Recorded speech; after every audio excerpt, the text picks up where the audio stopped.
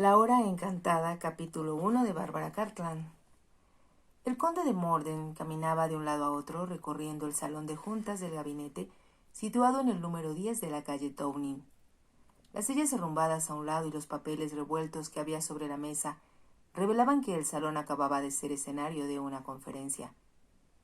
La tarde se acercaba a su fin y, en otra parte de la casa, Lady Morden esperaba a su esposo con una tetera de plata en el fuego, lista para servirle una taza de su té favorito. Pero Lord Morden no tenía intenciones de ir a tomar el té por el momento. Continuó caminando con lentitud, deteniéndose de vez en cuando para mirar, con aire distraído, a través de los ventanales que daban al jardín. Llevaba ya 20 minutos esperando cuando la puerta se abrió por fin y un lacayo de librea bordada en oro anunció: «El vizconde de Sheringham, milord». Hubo una pausa perceptible antes que apareciera Lord Sheringham, quien vestía de forma impecable, con el cabello oscuro peinado de la forma que el príncipe de Gales había puesto de moda. Llevaba una chaqueta de fino paño azul oscuro, confeccionado por Swartz, el sastre más famoso de la época, y botas altas relucientes como espejos. Su corbata era una obra maestra y los pantalones se le ceñían ajustados al cuerpo. No cabía duda de que su señoría era un dandy de pies a cabeza. Entró en la habitación con lentitud y Lord Morden miró fijamente a su único hijo. La expresión de Lord Sheringham era de elegante aburrimiento. Tenía los párpados entrecerrados y las comisuras de los labios ligeramente vueltos hacia abajo. En un gesto de desdén, sin embargo, era muy apuesto. Pero la pesadez de sus párpados disimulaba apenas la fogosa malicia que escondía en su interior y que desmentía su afectada languidez. Su voz imitaba a la perfección el tono lento con que hablaban los jóvenes nobles que dividían su tiempo entre la casa Carlton y los elegantes clubs de St. James. «¿Me mandaste llamar, papá?», preguntó Lord Sheringham. «Si quieres saber la verdad, tu mensaje llegó en mal momento, porque tenía el mejor juego de naipes que me había tocado en semanas enteras. Espero que el asunto sea de verdadera urgencia». «Lamento haberte llamado en un momento inoportuno, pero era muy importante que hablara contigo en el acto. Ya sabes, por supuesto, cuál es el asunto que me preocupa». «Tengo una vaga idea. Me lo imagino», repuso Lord Morden con aire sombrío. La queja formal que hizo el embajador de Prusia al secretario del Exterior fue traída a la junta del gabinete y la discutimos con amplitud. «Eso debe haber sido una gran molestia para ti, papá», exclamó Lord Sheringham. «Dejemos eso», contestó Lord Morden irritado. «Armand, ¿cómo es posible que haya sido tan tonto, tan increíblemente tonto?» Lord Sheringham levantó desafiante la barbilla al advertir el tono irascible de su padre, pero contestó con aparente calma: «Ese tipo no tiene sentido del humor, mi querido padre. Si lo tuviera, no habría tomado tan en serio lo que era una broma». «Ningún prusiano tiene sentido del humor, pero eso no justifica tu conducta». «No pensé en ofender a nadie. Freddie Ainsby y yo estábamos hablando de comida hace 2 noches en White y le aposté 1000 guineas a que yo podría servir una cena preparada a la perfección, pero que nadie querría probar al ser llevada a la mesa. Como conoce bien a mi cocinero, Freddie aceptó la apuesta». Hubo una pausa antes que Lord Sheringham añadiera con leve sonrisa: «Gané la apuesta. Tengo en mi bolsillo ahora mismo el documento por 1000 guineas que Freddie firmó. Empezamos con deliciosas ostras que fueron servidas a los invitados en escupideras y volvieron a la cocina sin que nadie las tocara. A eso siguió una sopa de textura y sabor deliciosos, pero que fue llevada a la mesa en una ordinaria vasi...». Lord Morden levantó una mano. «Basta, Armand. No deseo escuchar más detalles. Han sido más que discutidos de esta misma mesa». Lord Sheringham recorrió con la vista las sillas vacías e imaginó la reacción de los ministros del país ante su pequeña fechoría. Resentimiento, asombro, indignación y tal vez, en algún caso, cierta envidia. Luego miró a su padre con una sonrisa entre divertida y burlona. «Reconozco, papá, que fue un error incluir al embajador de Prusia entre los invitados, pero lo hice siguiendo un impulso momentáneo. Se había convertido en un verdadero fastidio y lo invité a una cena digna de la reputación que ha conquistado». «Sin explicarle de qué se trataba», preguntó Lord Morden. «Me temo que omití ese pequeño detalle». Los ojos de su padre se encontraron con los de su hijo y por un momento Lord Morden pareció estar a punto de sonreír también. Después, impaciente ante su propia debilidad, se volvió para reanudar su caminata a través de la habitación. «Es inútil, Armand», dijo. «Esta vez has ido demasiado lejos. Ya te había advertido antes que estabas sobrepasando los límites de la decencia. He tratado de ser paciente contigo, pero esta vez te pasaste de la raya. Canning, el secretario del Exterior, está molesto contigo y ¿quién puede culparlo?» Lord Sheringham encogió los hombros y dijo con voz suave: «Si Canning fuera un hombre fuerte, le diría al embajador de Prusia que se fuera al diablo. Canning no es fuerte, ni nunca lo ha sido. Si solo Pitt viviera. Pero Pitt está muerto. Y Canning es la única persona débil en este gabinete, papá. Sí, tienes razón, pero no trates de distraerme, Armand. Conozco demasiado bien tus métodos. Te hice venir, no solo para reprocharte tu conducta de anoche, sino para hacerte saber la decisión que he tomado respecto a tu futuro». Lord Sheringham enarcó las cejas. «Será interesante escuchar eso, papá. Puedo sentarme. Me fastidia estar de pie demasiado tiempo». Lord Morden dio un puñetazo repentino en la mesa de juntas, con tal violencia que hizo saltar la pluma y papeles. «Caramba, Armand», exclamó. «¿Por qué actúas siempre de esa forma afectada y absurda? Detesto tus aires de señorito y tu indiferente actitud hacia la vida, como si nada valiera la pena. Hablo de tu futuro y me dices que estás demasiado cansado para escucharme de pie. No tienes sentimientos, ni emociones». Lord Sheringham se hundió con languidez en una silla y extendió sus largas piernas. «La última vez que me hiciste venir, padre, fue para acusarme de tener demasiados sentimientos y emociones. En esa ocasión hablábamos de mujeres», contestó Lord Morden. «En lo que a ella se refiere, tu reputación se ha hundido en la más profunda degradación. Lady Goldsworth ha amenazado que se quejará ante la reina por la forma como trataste a su hija, y tus fiestas en la casa Morden son la comidilla de la ciudad. La gente tiene que hablar de algo». «Bueno, ya no hablará más de ti, hijo mío», respondió Lord Morden con aire sombrío. «Ahora, escúchame. Permíteme recordarte, papá, ¿qué es lo que estoy haciendo desde hace un buen rato?» La expresión de Lord Morden se endureció. Se sentó en un sillón a la cabecera de la mesa de juntas y miró a su hijo. No había gran parecido entre ambos, aparte de que los dos tenían las mismas mandíbulas cuadradas y los hombros anchos.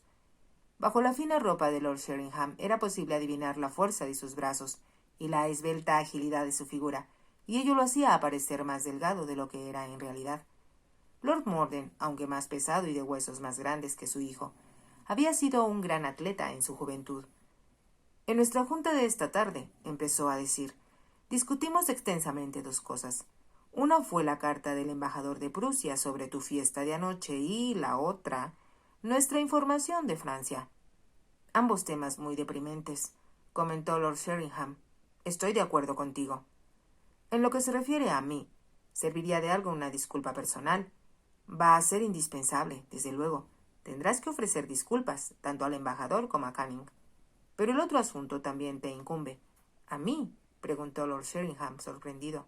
«Sí, no necesito reiterarte, Armand, la posición en que nos encontramos en este momento. Desde la muerte de Fox el año pasado, nuestra información procedente de Francia disminuye mes a mes y se está volviendo, también, indigna de confianza. Fox, como todos sabíamos, tenía métodos muy personales de averiguar cosas de gran importancia para este país». Lord Morden hizo una pausa, como si esperara un comentario de su hijo, pero él guardó silencio. «Con su muerte», prosiguió Lord Morden, «las comunicaciones cesaron casi por completo, y entonces Napoleón inició su bloqueo de Inglaterra el pasado mes de noviembre, y está resultando mucho más efectivo de lo que suponíamos. Todos los países de Europa se están sometiendo gradualmente a las órdenes de Francia, y hoy supimos que el Corso está tratando de lograr que se cierren los puertos de España y Portugal». Hizo una pausa y después continuó diciendo: «Tenemos que averiguar si esto es cierto y qué pasos se pueden dar para evitarlo. Los ejércitos de Napoleón están ahora diseminados. ¿Será él lo bastante fuerte como para imponerse a España y Portugal? ¿Y qué decir de los otros países con los que todavía tenemos comunicación? Necesitamos una respuesta a estas preguntas y no tenemos a nadie en Francia en estos momentos en quien podamos confiar para obtener esa información». Morden calló y se produjo un largo silencio. Pero su hijo, entrecerrando los ojos, mantuvo su inmutable languidez. Se habría pensado que estaba dormido si no hubiera tenido apretados los labios. Y bien, hijo mío, ¿qué tienes que decir en tu defensa? Lord Sheringham miró a su padre con visible sorpresa. Supongo que tu decisión está tomada y que es final, papá, de modo que todas mis protestas serían inútiles. Lord Morden pareció estar a punto de estallar en un acceso de furia, pero luego la expresión de su rostro cambió y sus ojos se suavizaron. Armand, hijo mío, dijo en un tono más gentil, no ha sido fácil para mí sugerir que tú, mi único hijo, emprendas esta misión. No lo hago para castigarte por tus devaneos amorosos, sino por otras razones que conoces muy bien. Tu madre era francesa. Te pareces mucho a ella y hablas su idioma con tanta fluidez como el inglés. En Francia podrías pasar por francés, sin dificultad. Lord Sheringham se incorporó repentinamente de su silla. No, papá, respondió con voz aguda. No debes culparte de nada. Si me he portado mal en estos últimos 5 años, no es culpa tuya. Creo que todo se explica porque me he sentido muy solo y aburrido. Al escucharlo, Lord Morden se puso de pie y se dirigió hacia la ventana. Se quedó de pie unos segundos, de espaldas a su hijo. Luego habló con una voz extraña. Hablas como tu madre. Parece que la estoy oyendo decir. Estoy aburrida, Bruno. ¿Recuerdas que ella me llamaba Bruno? Porque yo era tan grande y ella era tan pequeña. Estoy aburrida, Bruno. La vida es tan tediosa que se vuelve insoportable. Entonces se iba y hacía algo escandaloso. Lord Morden cayó de pronto y se quedó mirando hacia el jardín, sorprendiéndose cuando sintió la mano de su hijo sobre el hombro. Yo también he realizado actos escandalosos, papá, declaró Lord Sheringham en voz baja. Y ahora, para reparar mis errores, iré a Francia y obtendré la información que necesitas. No será fácil, contestó Lord Morden. Lo sé. Podría ser muy peligroso. ¿Te gustaría que le tuviera miedo a unos cuantos franchutes? Lord Morden volvió la cabeza y los dos hombres se miraron. Luego, ambos empezaron a reír. Dios te bendiga, hijo mío. No me había equivocado respecto a ti, exclamó Lord Morden con voz que temblaba de emoción. Lord Sheringham entrelazó un brazo con el de su padre. Discutamos mis planes, dijo. Tenemos algunos contactos que yo pueda usar en Francia. Hay 1 o 2 en París, pero no estamos muy seguros de ninguno de ellos. Canning piensa, y yo estoy de acuerdo con él, que sería mejor que te lanzaras completamente solo. Averigua lo que puedas y regresa después. Lord Morden añadió después de un momento. Como no sabemos en quién confiar, darte cartas de presentación sería echarte la soga al cuello. Podemos, desde luego, proporcionarte cierta información, pero será mejor que desconfíes de todos hasta que compruebes su lealtad y, hasta entonces, debes ser precavido. Entiendo, papá. ¿Qué arreglos han hecho para hacerme llegar allá? Cruzarás el canal en un acorazado, contestó Lord Morden. Te llevarán remando a la costa de Normandía, provisto, desde luego, de una buena cantidad de dinero. Puedes comprarte un caballo o un carruaje y seguir tranquilo hacia París. Canning está haciendo investigaciones entre las familias nobles de Normandía que han vivido en relativa oscuridad desde la Revolución. Tú asumirás el nombre del hijo varón de alguna de ellas que haya muerto o que tenga alguna incapacidad física. Un buen plan, siempre y cuando esté bien hecho.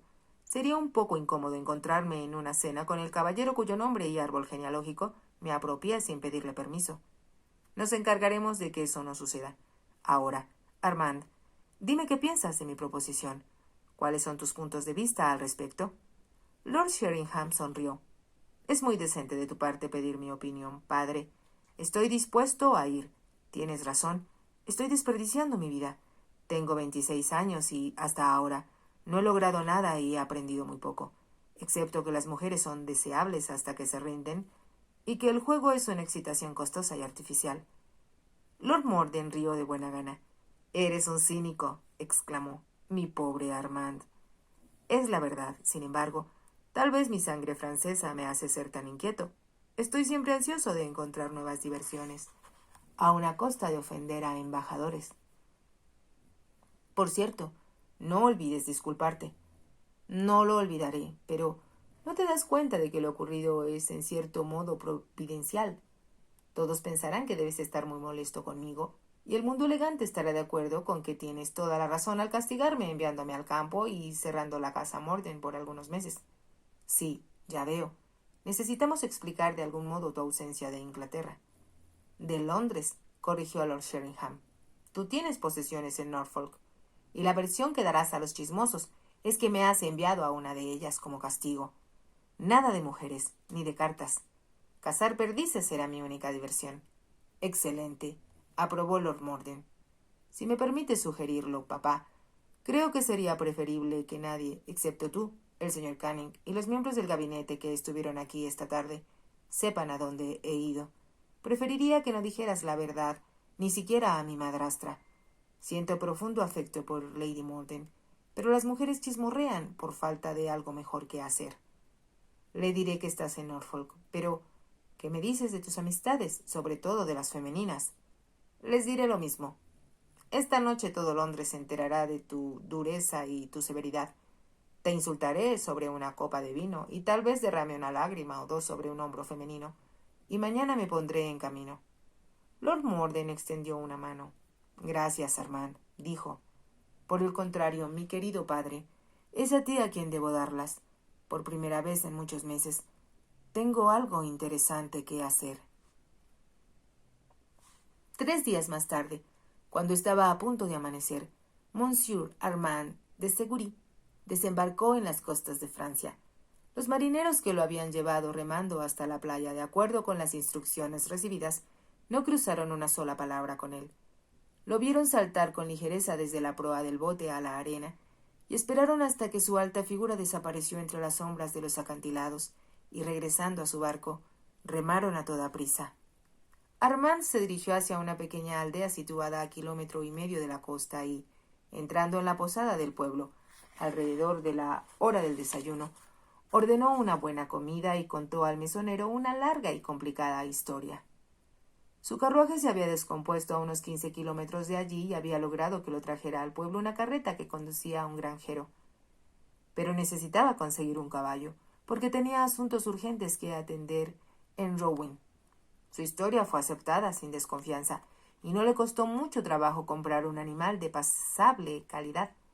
Después de algunas negociaciones con el dueño del caballo sobre una botella de vino, Armand continuó su viaje, montando un brioso potro negro que tenía sangre árabe en las venas. No se sorprendió al encontrar los campos bien cultivados, a la gente de los pueblos con aspecto feliz, y a los niños rozagantes y bien alimentados.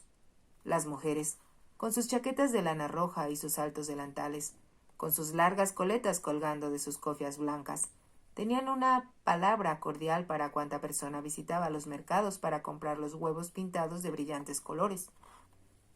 En las posadas servían aromático café, esponjadas omelets y largos bollos dorados con su acostumbrada habilidad. Pero en las ciudades provincianas la historia era muy diferente. Napoleón estaba ya sintiendo los severos efectos de la guerra económica que había desatado, ya que los impuestos eran cada día más abrumadores y las hordas de mendigos hambrientos aumentaba día a día.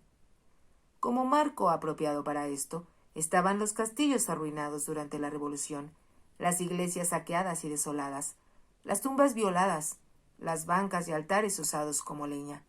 Solo en los campos, de donde todos los hombres jóvenes habían sido llevados para formar los ejércitos, había trabajo para todos.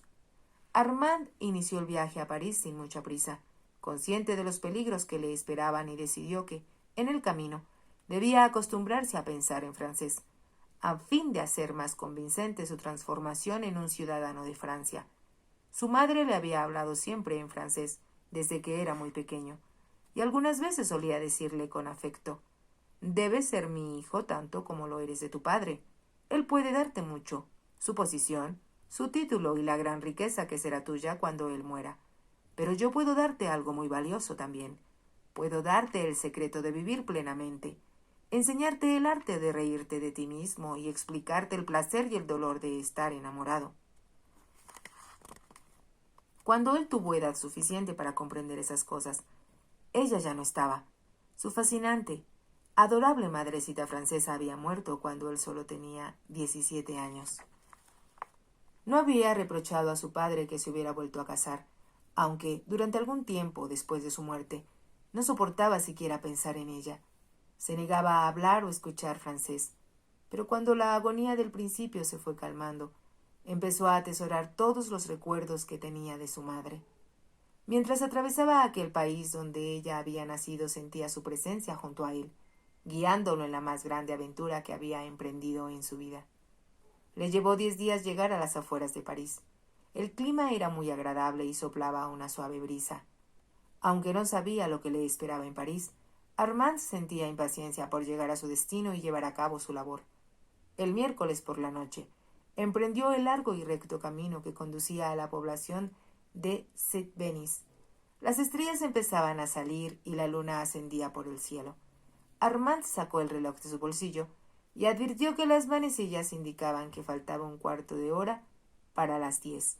Tanto él como su caballo estaban cansados. Armand debía haber cenado y dormido algunos kilómetros atrás, pero, llevado de su impaciencia, como sabía que Saint-Denis estaba a solo 40 kilómetros de París, había decidido pasar la noche allí. Era una hermosa campiña de hierba verde y abundante, y grandes árboles frondosos sombreaban los caminos y la ondulante ladera. Armand llegó a su destino y encontró, como esperaba, que la posada era pequeña y que estaba amueblada modestamente, pero estaba limpia, y el mesonero se apresuró a servirle la cena y una botella de vino. Si te ha gustado, te invito a que te suscribas, a que me regales un me gusta y actives la campanita para que puedas seguir escuchando esta historia y muchas más. Gracias.